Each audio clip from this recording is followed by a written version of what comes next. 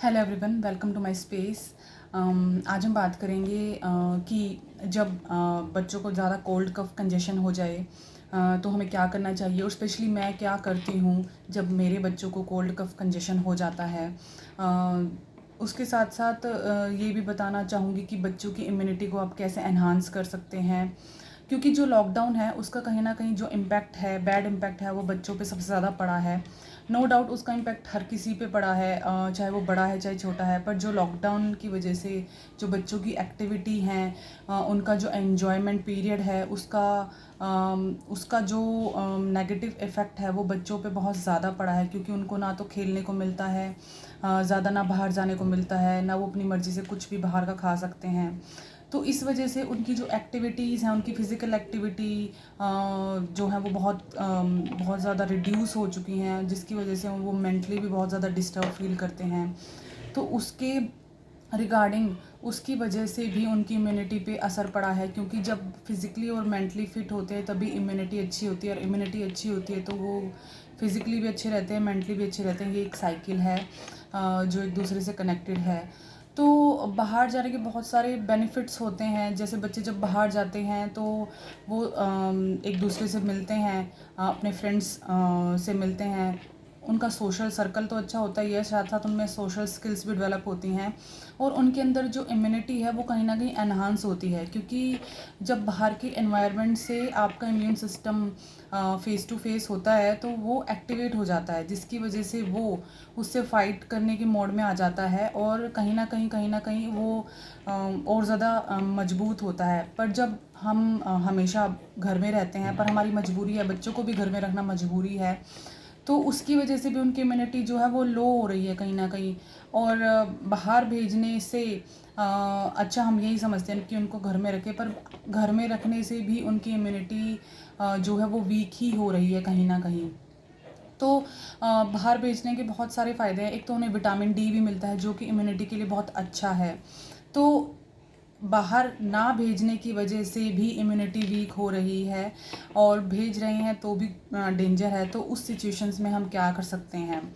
एक तो सबसे पहले जो घर में रह के उनको जो नेगेटिव इम्पैक्ट पड़ा है उनकी आइज़ पे सबसे ज़्यादा स्ट्रेन पड़ा है, क्योंकि जब वो घर में रहते हैं तो उनको कुछ ना कुछ एंगेजमेंट के लिए चाहिए, या तो उन्हें फ़ोन चाहिए या टीवी चाहिए, या तो उससे क्या है, उनकी आइज़ पे बहुत ज़्यादा स्ट्रेन पड़ा है, और उनको कहीं ना कहीं उनकी एंग्जाइटी भी बढ़ी है, उनकी जो टेंशन है वो भी इंक्रीज़ हुई है। और एक प्रॉब्लम आजकल जो एनहांस होकर बहुत ज़्यादा आ रही है वो है ADHD, यानी कि attention deficit hyper activity disorder, जो बच्चों में बहुत ज़्यादा देखा जा रहा है कि वो एक चीज़ पे फोकस करने में बिल्कुल असमर्थ हैं। तो उस वजह से ये सब चीज़ें लॉकडाउन की वजह से हुई हैं।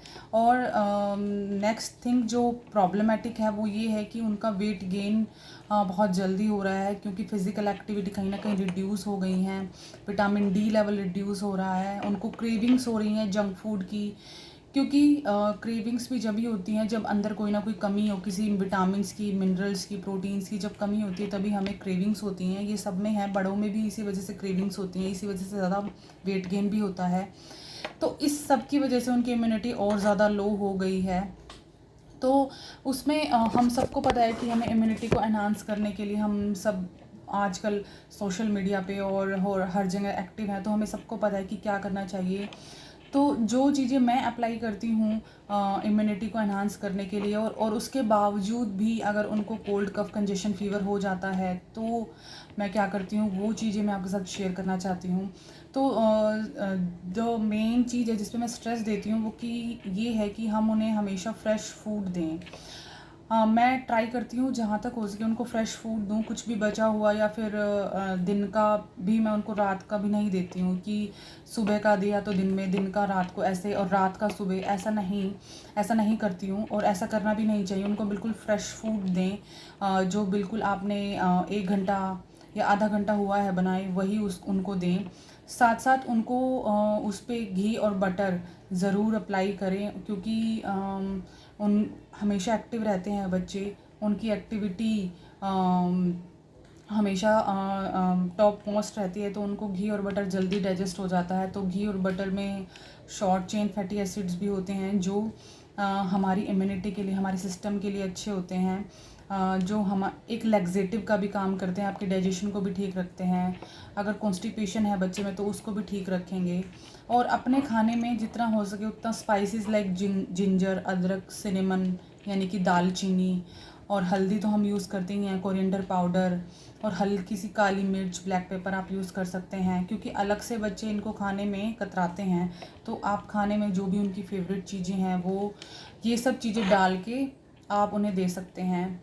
अगर आपका बच्चा दूध लेता है तो उसमें दूध में 1 चुटकी हल्दी और 1 चुटकी सिनेमन यानी कि दालचीनी आप उसमें थोड़ा सा बॉईल करके उसको, और आप चाहें तो उसमें तुलसी माता का एक पत्ता भी डाल सकते हैं, और उसको बॉईल करके वो अपने बच्चे को पीने के लिए दे सकते हैं।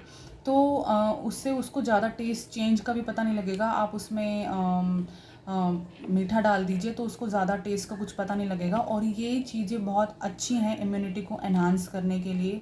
हमेशा उन्हें फ्रेश फ्रूट्स खिलाएं, जो भी उन्हें फ्रूट्स पसंद है वो खिलाएं।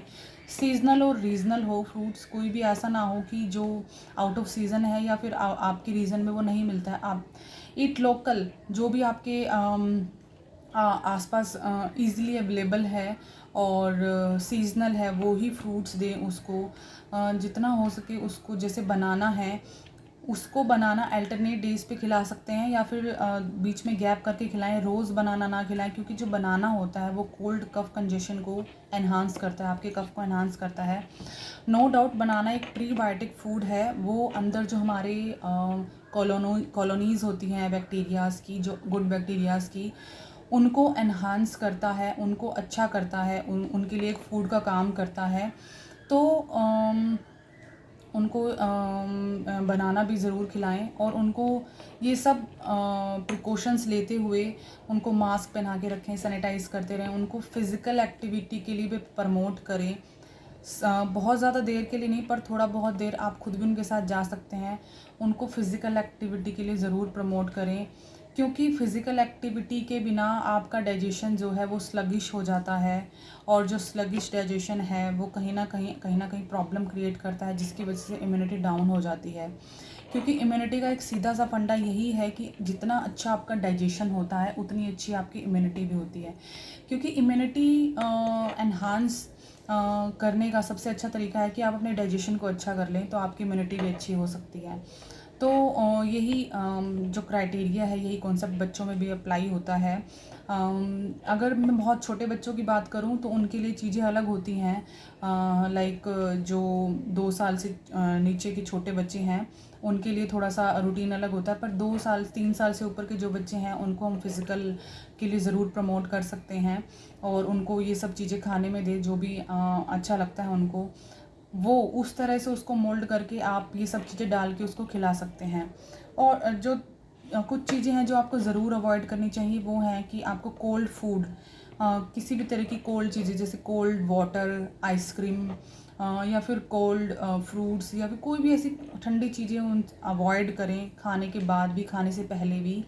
क्योंकि जो ठंडा होता है वो कफ को एग्रीवेट करता है, और ये टाइम ऐसा है कि इसमें कोल्ड कफ कंजेशन बहुत ज़्यादा हो रहा है बच्चों को। तो उनको बिल्कुल भी ठंडे की किसी भी चीज़ की आदत ना डालें और ना ही दें उनको। जंक फूड से, स्टेल फूड यानी कि बासी खाने से, और इस तरह के फूड से उनको जो नुकसान कर सकता है, जो बड़ों के लिए भी नुकसानदायक है, उनसे उसको दूर रखें। हो सके तो जितना हो सके वो घर में ही आप प्रिपेयर करें। और इनकम्पैटिबल फूड, मैंने अपनी पहली वीडियोस में भी इनकम्पैटिबल फूड के बारे में बताया है। उसमें इनकम्पैटिबल फूड जो है वो हार्मफुल है, तो सबके लिए ही हार्मफुल है, ऐसा नहीं है कि बच्चे उसको खा सकते हैं। जैसे हम दूध के साथ फ्रूट्स उनको दे देते हैं, कई बार हम शेक बना के दे देते हैं, तो वो उनको कहीं ना कहीं उनके डाइजेशन को स्लगिश करता है, तो वो अवॉइड करें। और साथ साथ दूध के साथ नमक जैसे देना वो भी अवॉइड करें। फ्रूट्स के साथ ग्रेन्स यानी अनाज के साथ अगर फल देते हैं तो उसको भी थोड़ा अवॉइड करें। बीच में 1 से 2 घंटे का गैप रखें। जैसे अगर आपने फ्रूट खाया है तो उसके 1-2 घंटे बाद खाना खा लें, या खाना खाने के 1-2 घंटे बाद फ्रूट्स खा लें। और दूध के साथ बिल्कुल क्लैश ना करें फ्रूट्स को, क्योंकि दूध के डाइजेशन की प्रोसेस अलग है, फ्रूट्स के डाइजेशन की प्रोसेस अलग है। तो इसको बिल्कुल भी एक साथ मिक्स ना करें, क्योंकि इनका मेटाबॉलिक प्रोसेस डाइजेस्ट होने का वो बिल्कुल डिफरेंट है। तो इसलिए उनको इस तरह की कोई चीज़ ना दें जो हार्मफुल है, इनकम्पैटिबल है एक दूसरे के। अब अगर उनको कोल्ड एंड कंजेशन हो चुका है तो क्या कर सकते हैं, उनको हम फिर एक डिकॉक्शन जो मैं बना के देती हूँ जनरली अपने बच्चों को, वो बहुत अच्छा है। उसमें वो उनको बहुत ज़्यादा गर्मी भी नहीं करता है और उनको एक एपेटाइज़र का काम भी करता है, उनका डाइजेशन भी उससे अच्छा होता है। तो आप उसके लिए क्या करें, 4 गिलास पानी में 1 चम्मच धनिए के बीज और 2 से 4 पत्ते तुलसी माता के और 1 से 2 चुटकी सिनेमन का पाउडर यानी दालचीनी का पाउडर और 2 लौंग, आप इनको सबको मिक्स करके उसमें 15 मिनट्स के लिए उसको बॉयल कर दें और उस बॉयल्ड वाटर को 15 मिनट के बाद उसको बंद कर दें गैस को और उसके बाद उसमें हल्का सा आधा से 1 चम्मच आप नमक डाल के रख दें, ठंडा होने दें। उसके बाद अपने बच्चों को पीने के लिए दें।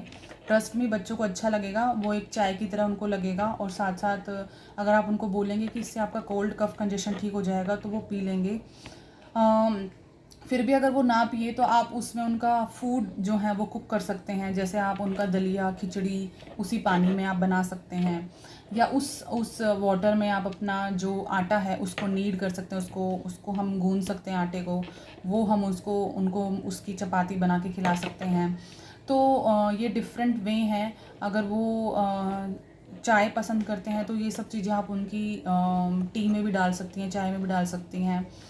दूध थोड़ा सा कफ़ को एनहांस करता है, तो अगर आपको दूध वो बच्चा मांग रहा है तो उसमें ये हल्की हल्की चीज़ें डाल के आप दे सकते हैं, जैसे 1 चुटकी हल्दी, 1 चुटकी सिनेमन और हल्का सा उसमें आप तुलसी माता बॉयल करके रखें और हो सके तो गाय का दूध दें। तो ये दूध आप पीने के लिए दे सकते हैं, तो ये उनको कोल्ड एंड कंजेशन में हेल्प करेगा। ये तो हुई इंटरनल की बात। अब एक्सटर्नली अगर उनको बहुत ज़्यादा ब्लॉकेज है, नोज़ की ब्लॉकेज है और उनको सांस लेने में तकलीफ़ हो रही है, तो आप एक एक्सटर्नल एप्लीकेशन के लिए एक ऑयल बना सकते हैं। तो उसमें आपको क्या करना है कि सरसों का तेल लेना है, 1 कप सरसों का तेल लेना है, उसमें आपने 8 से 10 जो लहसुन की कली हैं वो, साथ साथ 1 चम्मच मेथी दाना और 1 चम्मच अजवाइन, ये सब हम लहसुन की कली को आप थोड़ा सा बीट कर लें, उनको थोड़ा सा कूट लें और ये सब 15 मिनट्स के लिए आप उसमें बॉयल कर लें सरसों के तेल में। वो जो एक मेडिकेटेड ऑयल बनेगा उसको आप उनकी चेस्ट पे, उनकी बैक पे और उनकी जो सोल ऑफ द फुट है उस पर आप अच्छे से रब करें। रब करने से क्या होगा कि जो लहसुन है और ये जो इसमें सारी चीज़ें हैं ये क्लॉग्ड पार्ट्स को, क्लॉग्ड पोर्स को ओपन करती हैं। थोड़ा सा ये हीटिंग टेंडेंसी की तरफ ऑयल होता है, तो ध्यान रखें कि ज़्यादा भी अप्लाई नहीं करना है स्किन पे, क्योंकि इससे स्किन पे इचिंग भी हो सकती है। तो थोड़ा थोड़ा आप उसको रब कर सकते हैं जिससे उनको सांस लेने में तकलीफ़ नहीं होगी और उनको हीलिंग प्रोसेस भी जल्दी हो जाएगी। नो डाउट अपने डॉक्टर से कंसल्ट ज़रूर करें, उनकी जो भी मेडिकेशंस हैं वो कंटिन्यू करें और साथ साथ ये होम रेमेडी आप कर सकते हैं जो मैंने प्रैक्टिकली करके देखा है और जिससे उनको रिलीफ मिलता है, वही मैंने शेयर किया। जो भी आपका डॉक्टर आपको बताता है मेडिकेशंस के लिए वो उनको दें, साथ साथ आप ये भी कर सकते हैं, इससे उनको जल्दी रिलीफ मिलेगा। उनको एडमिट करने की, नेबुलाइज करने की जो है वो उस तक की नौबत नहीं आती है ये सब करने से, तो वो जल्दी रिकवर भी कर जाते हैं, क्योंकि उनको रिकवर करने में नो डाउट टाइम लगेगा पर धीरे धीरे वो रिकवर कर जाएंगे और खाना पीना नहीं छोड़ते हैं, कुछ ना कुछ खाते पीते रहते हैं, तो अपने आप ही रिकवरी हो जाती है। क्योंकि ऐसे में कोल्ड कंजेशन में बच्चों का अंदर से कुछ खाने का मन भी नहीं करता है, तो ये छोटी छोटी चीज़ें करते हैं ना तो उनको थोड़ा थोड़ा भूख भी लगती रहती है और जो है कफ भी अपने आप कहीं ना कहीं या तो वोमिट के थ्रू या फिर पोटी के थ्रू उनका निकल जाता है। तो इस तरह से करने से आप उनकी ये कोल्ड कंजेशन की प्रॉब्लम को बहुत हद तक सॉर्ट कर सकते हैं। अगर आपको वीडियो अच्छा लगे तो आप इसे ज़रूर प्रैक्टिकली अप्लाई करें और औरों के साथ भी इसे शेयर करें। Thank you.